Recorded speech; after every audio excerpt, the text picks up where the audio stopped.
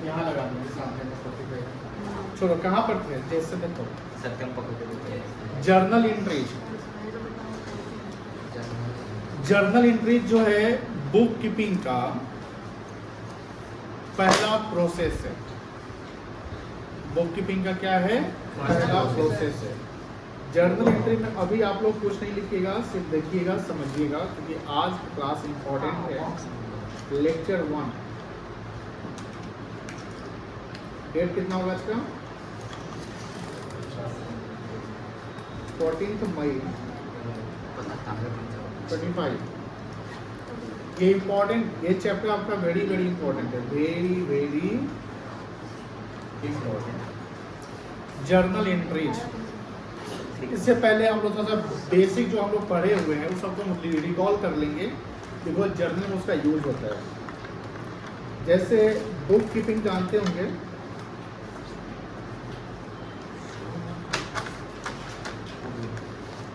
Book keeping क्या है? एक अकाउंटिंग प्रोसेस है। क्या है बेटा?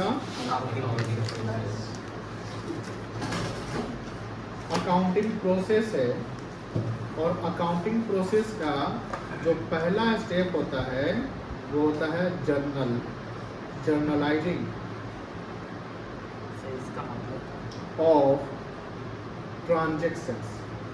जो ट्रांजेक्शंस होते हैं उसको हम जर्नलाइज करते हैं, जर्नलाइज। और जर्नलाइजिंग जहाँ करते हैं उसको बोलते हैं जर्नल एंट्रीज। क्या बोलते हैं बेटा?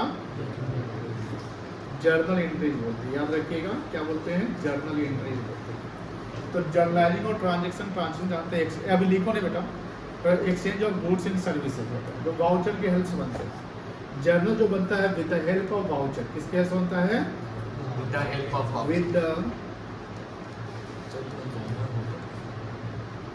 Of voucher. सावधानी से बनाएंगे जर्नल एंट्री। जैसे अब अकाउंटिंग का जो पहला प्रोसेस जो है, तो हम जानते हैं कि अकाउंटिंग जो है किस सिस्टम में बेस्ड है? डबल एंट्री सिस्टम पे बेस्ड है। अब डबल एंट्री सिस्टम जानते होंगे कि यहाँ पर एक ट्रांजैक्शन अगर होता है, एक क्या होता है बेटा? ट्रांजैक्शन होता है, तो उस एक ट्रांजैक्शन के एटलीस्ट मतलब कम से कम दो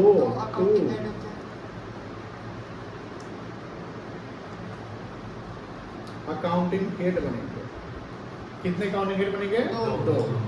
जो दो अकाउंटिंग हेड बनेंगे उसमें एक अकाउंटिंग हेड होगा जिसको हम डेबिट से नोट करेंगे, और जो दूसरा अकाउंटिंग होगा उसको हम किससे नोट करेंगे?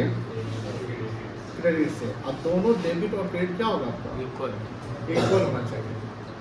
जर्नल का ये कॉन्सेप्ट है। जब डबल एंट्री सिस्टम में जाते हैं तो डेबिट क्रेडिट के लिए हमको याद रखना पड़ेगा क्या? Rules of debit and credit. अब याद करिएगा, डेबिट क्रेडिट के रूल्स हम लोग जानते हैं, है ना? एक रूल्स है जहाँ पर बोलते हैं ट्रेडिशनल अप्रोच। क्या है बेटा? Traditional approach. तो ट्रेडिशनल अप्रोच क्या होता है कि वो ऐसा रूल जो आप पहले से जानते आ रहे हैं, जिसको हम गोल्डन रूल्स भी बोलते हैं। कौन सा रूल बोलते हैं? Golden rules of debit credit. बहुत इंपॉर्टेंट है। अब यहाँ पर जो आपने एक चैप्टर पढ़ा था रूल्स ऑफ डेबिट क्रेडिट, याद है ना? तो जो चैप्टर आपने रूल्स ऑफ डेबिट क्रेडिट पढ़ा था वो चैप्टर का पूरा यूज, भरपूर यूज होने वाला है। और वो चैप्टर अगर आपका कमांड है तो जर्नल में कोई दम नहीं है। तो रूल्स ऑफ डेबिट क्रेडिट जो traditional approach of golden rules बोलते हैं, जहाँ पर हम लोग जानते हैं कि जहाँ अकाउंट्स को हम लोग कितने भाग बांटे थे? 3 भागों में। एक था आपका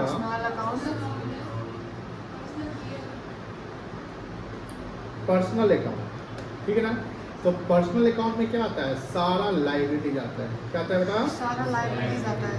सारा लायबिलिटी आएगा,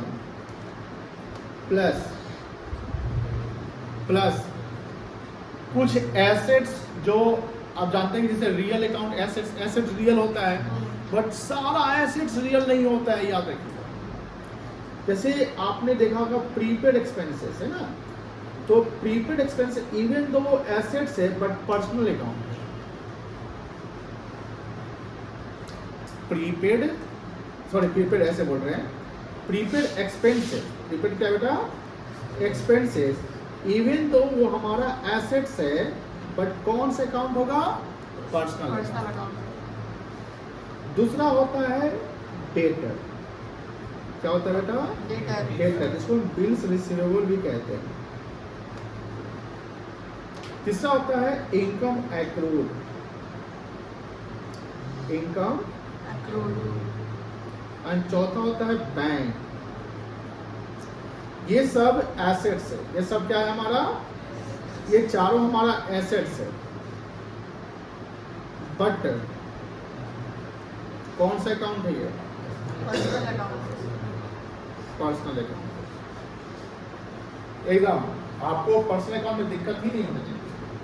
पर्सनल अकाउंट में सारे प्रकार का लाइबिलिटी, जैसे कैपिटल होगा, ड्रॉइंग्स भी हो जाएगा, outstanding expense, bank overdraft, bank loan, outstanding salary, creditors, bills payable, ये सारा क्या है, पर्सनल अकाउंट है। क्या है ये, पर्सनल। इसके अलावा कुछ एसेट्स में prepaid expenses, debtors, income accrued और बैंक, ये हमारा एसेट्स है बट कौन सा नेचर हो गया, पर्सनल अकाउंट। दूसरा होता है आपका रियल अकाउंट, क्या होता है बेटा, रियल अकाउंट। याद है सब ना। अब रियल अकाउंट में क्या कह सकते हैं, all assets, all assets. Assets other than, other than मतलब क्या होता है, इसको छोड़कर, इसके अलावा, अलावा जानते ना, मतलब ऑल एसेट्स क्या क्या छोड़कर, ये चारों को छोड़कर, बोलो अदर देन, यानी सारे एसेट्स बट ये चारों एसेट्स को छोड़कर, ये सारे एसेट, इस चारों को छोड़कर जो भी एसेट पे कौन सा अकाउंट होगा, जैसे cash, investment, building, machinery, land, है ना, stock, these all are the assets and real account. And तीसरा कौन था, nominal account. Nominal account. Nominal तो बहुत इजी है, कोई भी इनकम या expenses. expenses, all types of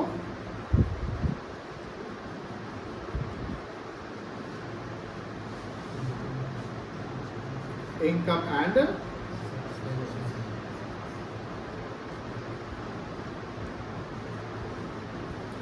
clear है सब कुछ, सब क्लियर है। Yes sir. अब यहाँ पर जब रूल्स की बात करते हैं तो रूल्स में जैसे आप जानते होंगे कि पर्सनल अकाउंट का रूल क्या होता है पता है, yes sir. Debit the receiver, credit the giver. गलत बता रहे हैं, debit the receiver, credit the giver. Debit the receiver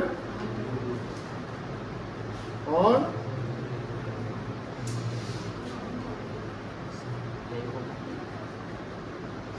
credit the giver, यही ना होता है। दूसरा क्या होता है आपका, real. Debit what comes in, credit what goes out. Debit what Comes in, और credit what goes out.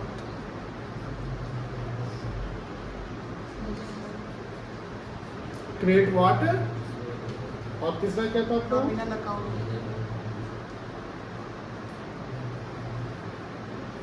Debit all expenses and इसका रूल क्या है? losses. Debit all expenses and losses.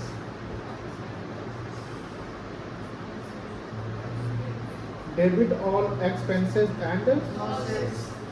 All? Credit all incomes and gains.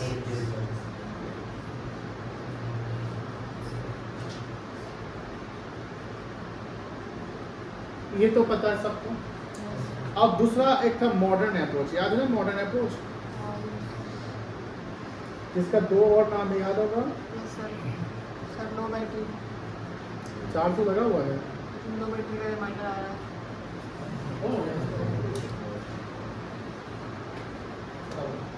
Modern approach, modern approach हो ना, इसका दो और नाम है, पता है क्या क्या है, क्या क्या नाम है,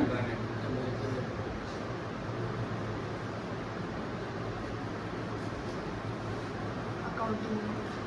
अमेरिकन अप्रोच या Accounting equation.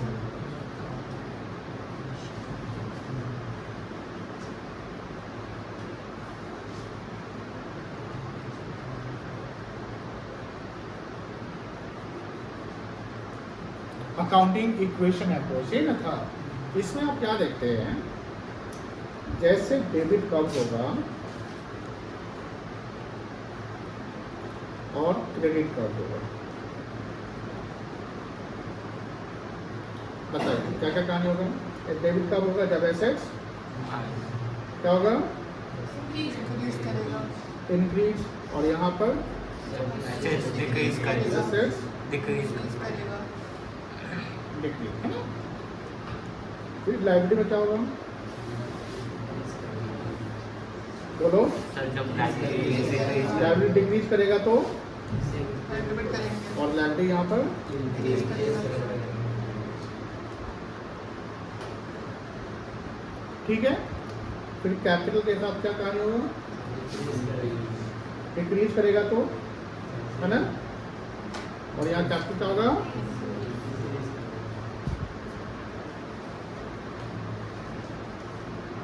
फिर एक्सपेंसेस अगर इंक्रीज करेगा तो डेबिट हो जाएगा,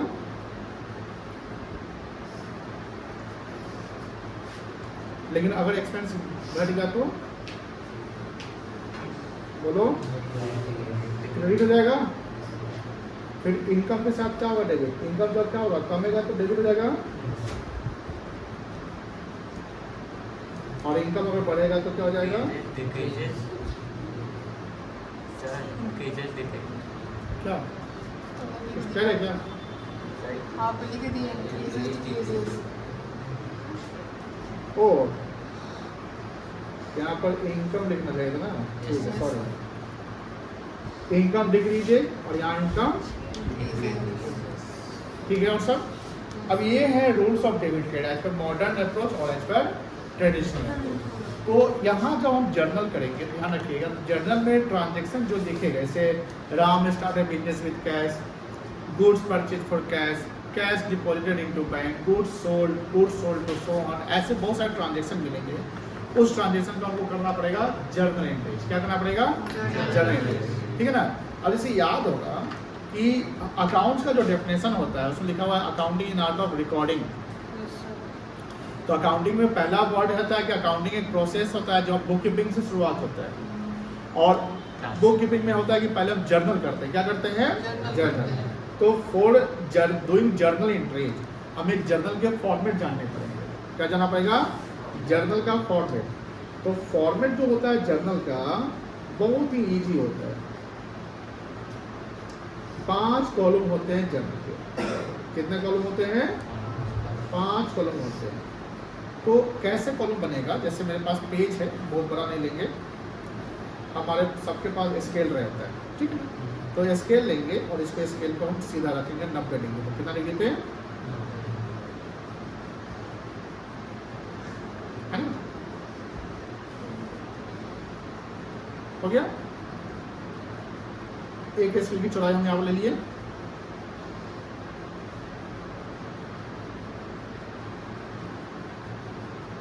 दो स्केल की चौड़ाई ले लिए, फिर आधा ले लेते हैं। कितना कॉलम बन गया, 3 बन गया। अब कितना कॉलम हो गया, 4. और छोटा देते हैं, हमारे पास तो अपना स्केल है।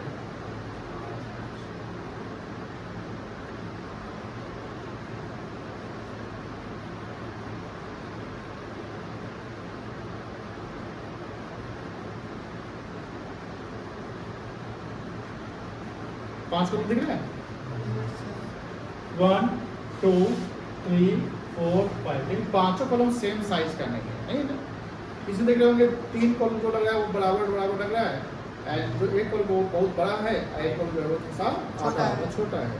क्योंकि जितनी हमें जगह चाहिए जिस चीज़ के लिए, हम उसके लिए उतना ही जगह बना कर चलेंगे। अब जैसे पहला कॉलम जो होता है उसमें क्या लिखते हैं, डेट लिखेंगे। पहला कॉलम में क्या लिखेंगे, डेट। डेट का मतलब डेट ऑफ ट्रांजेक्शन्स, किस तारीख को ट्रांजेक्शन हो रहा है।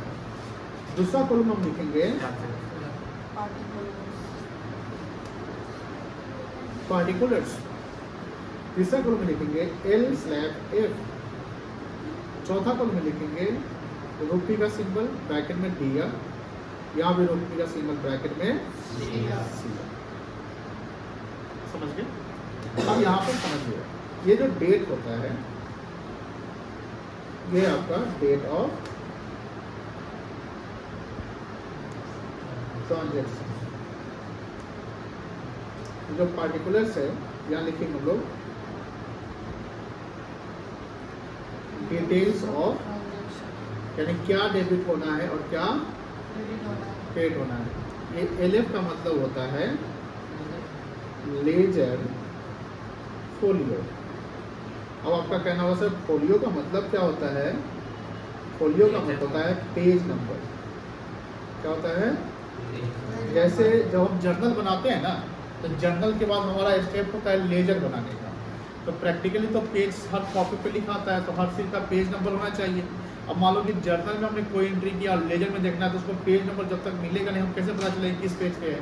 डेट्स पे उसको लेजर फोलियो में पेज नंबर, ऐसे ये ब्लैंक रहता है, इसमें कुछ लिखना नहीं होता, फॉर्मेट में आपको शो करना पड़ेगा। और डेबिट कॉलम का मैं जो डेबिट जो अकाउंटिंग में होगा उसको डेबिट में लिखेंगे, जो अकाउंटिंग में क्रेडिट होगा उसको हम क्रेडिट में लिखेंगे। और जब कोई भी हम ट्रांजेक्शन का हम एंट्री पास कर देते हैं तो एंट्री पास करने के बाद उसको नैरेट करेंगे। नैरेट क्या होता है? नरेशन, यानी एक सिस्टम बताना कि हमने क्या किया, यानी जो आप कर रहे हैं उसको आप इंग्लिश में मेंशन करें कि हमने क्या एंट्री पास किया। दिस इज द फॉर्मेट, कोई दिक्कत नहीं है। अभी आप लोगों को यहाँ तक लिखना है एंड देन उसका 2-4 एग्जाम्पल हम लोग बनाएंगे, 2-3 ट्रांजेक्शन का एंट्री करेंगे कैसे यहाँ पर करते हैं, ठीक है ना? क्लास लिखेंगे, शुरू से लिखना है तो 3-4 ट्रांजेक्शन लेंगे और उसका जर्नल पास करेंगे, ठीक है ना? अभी आप फिर अब आप लोग कुछ नहीं लिखिएगा, समझिएगा। रिकॉर्ड मतलब रिकॉर्डिंग करना है ना?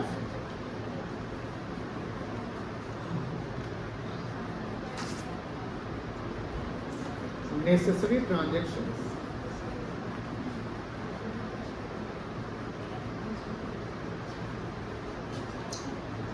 इनटू जर्नल, ठीक है? अब यहाँ पर क्या है? ये डेट दे दिया है हमको,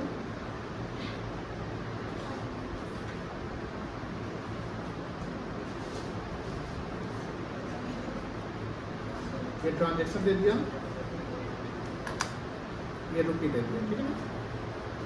यहाँ लिखो, मान लो जैसे लिखा हुआ है 1/4/2024 Ram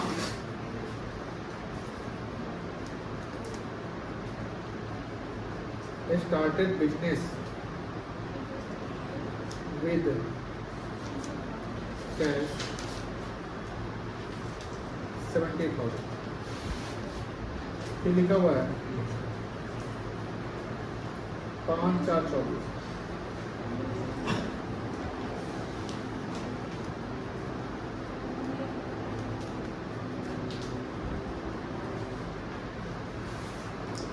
goods purchased for cash 20,000।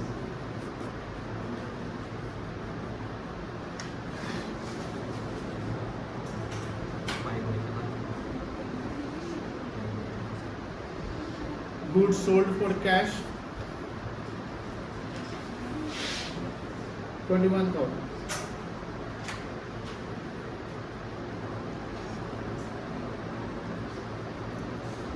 Salary paid 5,000। ये 4 ट्रांजेक्शन दिख रहा है ना? Yes, अब sir. इसका जर्नल करना है। तो जर्नल करना है तो आप पहले समझिए कि जो पहला ट्रांजेक्शन है क्या लिखा हुआ है? Ram started business with cash लिखा हुआ है। तो इस ट्रांजेक्शन में बताओ, जैसे हम पहले समझेंगे कि हमारा अकाउंटिंग हेड क्या क्या बनेगा। डेट बनेगा, अकाउंटिंग हेड, अकाउंटिंग हेड मतलब कम से कम 2 ट्रांजेक्शन, एक ट्रांजेक्शन कम से कम 2 अकाउंटिंग हेड होना चाहिए। तो बताओ पहला ट्रांजेक्शन में क्या क्या अकाउंटिंग हेड बनेगा, बता सकते हैं? Cash account, very good, cash account capital account, और capital account, कोई दिक्कत नहीं है बेटा। सर अब मुझे बताओ कैश अकाउंट जो बिजनेस में, अब देखो जो हम जर्नल करेंगे ना, तो जर्नल बिजनेस के पॉइंट से चलना है, यानी बिजनेस को क्या आ रहा है क्या जा रहा है उसको देखना है।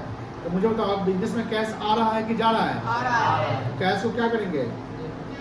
डेबिट करेंगे। और कैपिटल पर्सनल अकाउंट होता है, तो मालिक का है तो कैपिटल इंक्रीज करेगा ना बिजनेस में, तो कैपिटल इंक्रीज करेगा तो क्या करेंगे? समझ, बस ये डेबिट क्रेडिट समझना है, उसके इर्द तब आराम से पास कर लेंगे। दूसरा क्या है? Goods purchase for cash. जब गुड्स खरीदते हैं तो एक अकाउंटिंग हेड बनता है जिसको क्या बोलते हैं? Purchase account. खर्चा है मेरा, क्या करेंगे? और परचेज हम सामान करेंगे, गुड्स खरीदेंगे, तो मेरा पैसा आएगा कि जाएगा? जाएगा। तो कैश अकाउंट बनेगा। सर तो कैश अकाउंट कैश चला गया ना, कैश क्या हो जाएगा? क्रेडिट हो जाएगा। फिर तीसरा गुड्स सोल्ड फॉर कैश। इस बार हम सामान बेचेंगे तो पैसा आएगा कि जाएगा? आएगा। आएगा तो क्या बनेगा? कैश अकाउंट क्या हो जाएगा? डेबिट हो जाएगा। और पैसा सेल हुआ क्या हो जाएगा? सेल्स अकाउंट क्या हो जाएगा? क्रेडिट हो जाएगा। तो सेल्स हमारा इनकम है, ठीक है ना। फिर चौथा है सैलरी पेड की है, तो सैलरी पेड की तो सैलरी मेरा इनकम है कि एक्सपेंस होगा? एक्सपेंस है तो सैलरी अकाउंट बनेगा। Yes sir. कैश में और सैलरी खर्चा है तो क्या होगा? डेबिट। डेबिट और होगा। पैसा गया तो कैश अकाउंट क्या जाएगा? क्रेडिट। ये हमने अभी आइडेंटिफिकेशन किया, अभी ये जर्नल एंट्री पास नहीं हुआ है, लेकिन जब ये पता चल गया तो जर्नल एंट्री हो गया। अब हम लोग को फॉर्मेट बनाना है। क्या बनाना है बेटा? फॉर्मेट। फॉर्मेट। देखिए पहले हम बनाएंगे, आप लोग नहीं बनाएंगे।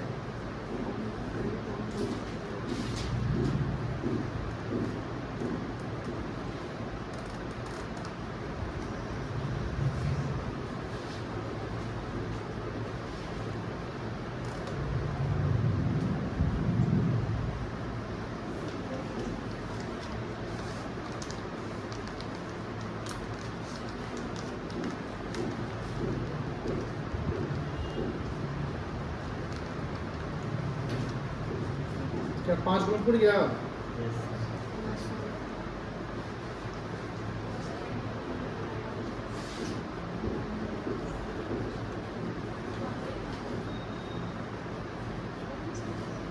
यहाँ क्या लिखेंगे? फर्स्ट कॉलम में डेट, फिर पार्टिकुलर,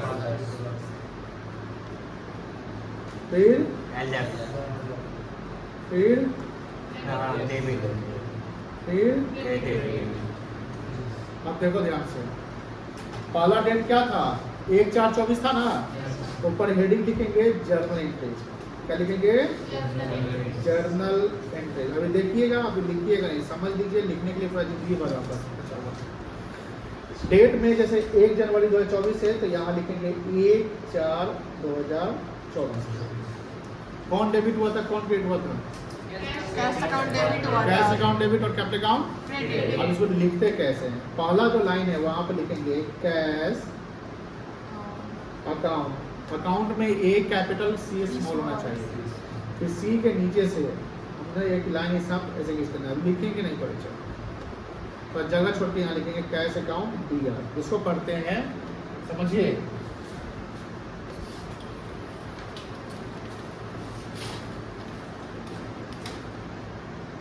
हाँ, इसको पढ़ते हैं कैश अकाउंट डेबिट। क्या पढ़ेंगे?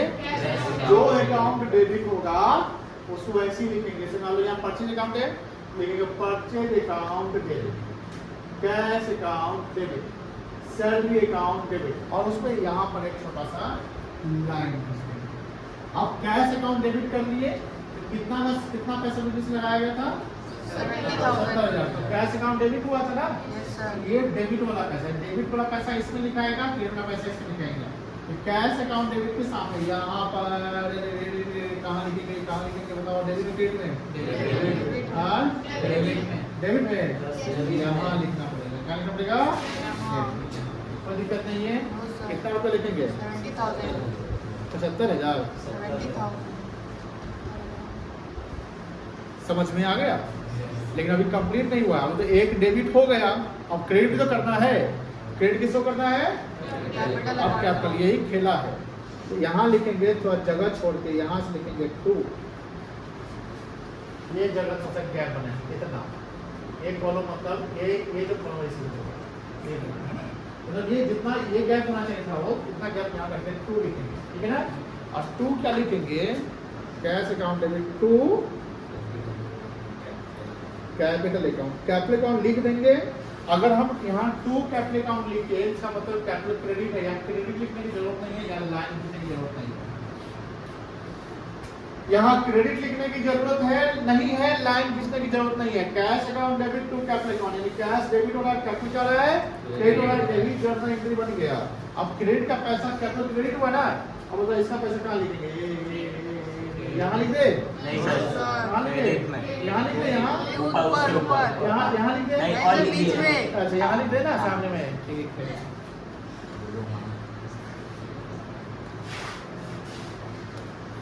हो गया। अब ये कंप्लीट नहीं हुआ, इसको नैरेट करेंगे। नैरेट समझते हैं, नैरेशन पढ़े कभी पढ़े थे तो नरेशन शुरुआत बिंग से होता है, याद है बिंग। अब नरेशन बहुत ही आसान होता है। नरेशन क्या करना है कि जो यहाँ घटना हुआ है उसको लिख देना। ऐसा नहीं होता है मीडिया वाला रिपोर्टर कहता है, जैसे मान लीजिए प्रधानमंत्री ने जो बात बोला तो यहाँ क्या बोल रहे हैं, हाँ आज के मुख्य समाचार बोलने में नहीं। नरेट का मतलब क्या होता है कि आप किसी चीज को मतलब बता देना। जैसे हमने बोला कि पटना आप जाइए, वहाँ पर क्या हो रहा है जाके पता कर लिया जाए। आप गए पूरा घटना को देख लिए, ओके सर वहाँ पर बस बड़ी घटना हुई थी और कोई बड़ी बात नहीं हुई थी, बस हो गया, नरेट कर दिया। नरेट मतलब कि आपने एक एक्सप्लेनेशन दे दिया है जिससे हमको पता चल गया कि हुआ क्या। तो अब यहाँ पर जब जर्नल एंट्री हो रहा है तो जर्नल एंट्री को हम जब तक नरेट नहीं करेंगे वो समझ आए। मान लो कि ये नहीं देखना, अगर एज ए टीचर हमको चेक करना है cash account debit to capital, तो ये सही है कि गलत है ये समझ में नहीं आ रहा।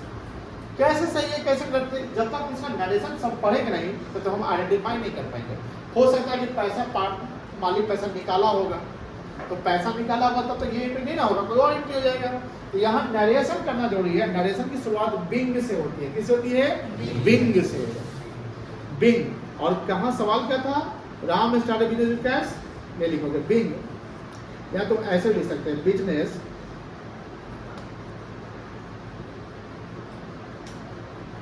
Started with cash. ब्रैकेट में। फिर यहाँ पर क्या करेंगे, एक लाइन यहाँ से ऐसे घिस देंगे, ये नहीं घिसेंगे कोई दिक्कत नहीं है, घिस देंगे तो काम आ जाएगा। ये एक ट्रांजैक्शन का जर्नल एंट्री हो गया, ये एक ट्रांजैक्शन का जर्नल एंट्री हो गया।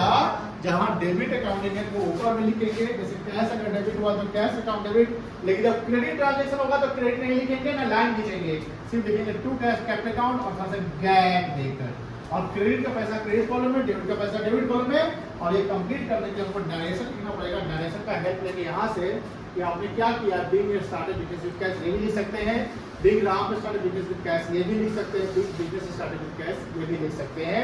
यहाँ डेट लिख देना है, कोई दिक्कत नहीं। अब 3 ट्रांजैक्शन और है, अब हम लोग साथ में चलेंगे। क्या कैसे चलेंगे, साथ में। तो आपको लिखना कहाँ से, यहाँ से है।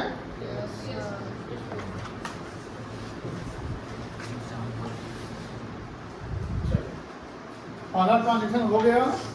अब दूसरा देखिए, दूसरा में कौन डेबिट हुआ है कौन क्रेडिट हुआ है, परचेज गुड्स किया है ना, बताओ तो डेबिट कौन हुआ है, परचेज, और क्रेडिट कौन हुआ है, कितना पैसा से, अब बताओ। अगर इसको एंट्री करेंगे तो देखो ध्यान से, अब आप लोग खुद कर सकते हैं। सबसे पहले आप जो ट्रांजैक्शन लिखे उस ट्रांजैक्शन का डेट क्या है, डेट लिखिए, लिखिए आप लोग खुद से लिखिए, लिख लिया डेट, साथ में चलेंगे। अब देखो डेबिट कौन परचेज हुआ ना, कैसे लिखोगे, जैसे यहाँ कैश अकाउंट लाइन लिख दिया, डीआर लिख दिया, यहाँ क्या लिखोगे, परचेज अकाउंट डेबिट लिखो। क्या डेट है,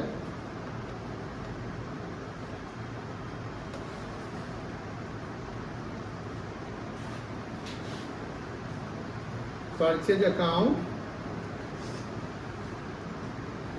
डेबिट, ठीक है। और क्रेडिट क्या हुआ है, तो क्या लिखेंगे, टू जगह बना के कैश अकाउंट, और पैसा लिख दो, डेबिट वाला पैसा डेबिट में, क्रेडिट वाला पैसा नरेशन लिख लेंगे। नरेशन क्या होगा, Bing goods purchase for cash. Cash, और एक लाइन खींच देंगे।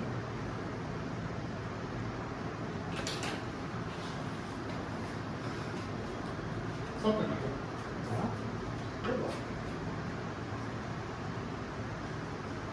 ठीक है, आप लोग कर सकते हैं सब।